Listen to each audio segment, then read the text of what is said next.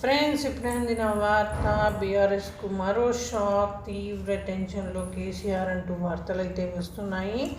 మరి దేని గురించి ఏంటి అనేది వివరాల్లోకి వెళ్ళే ముందు దయచేసి లైక్ చేసి షేర్ చేసి సబ్స్క్రైబ్ చేయండి ఫ్రెండ్స్.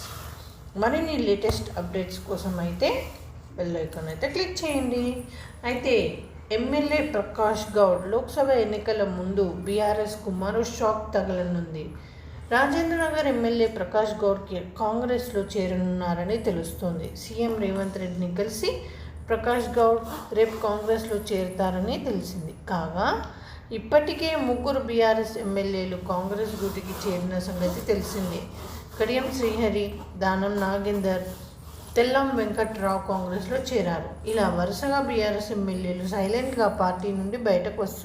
అధికార పార్టీ కండువా కప్పుకుంటున్నారు. ఈ విధంగా వార్తలు అయితే వస్తున్నాయి ఫ్రెండ్స్. ప్లీజ్ సపోర్ట్ చేయండి, లైక్ చేసి షేర్ చేసి సబ్స్క్రైబ్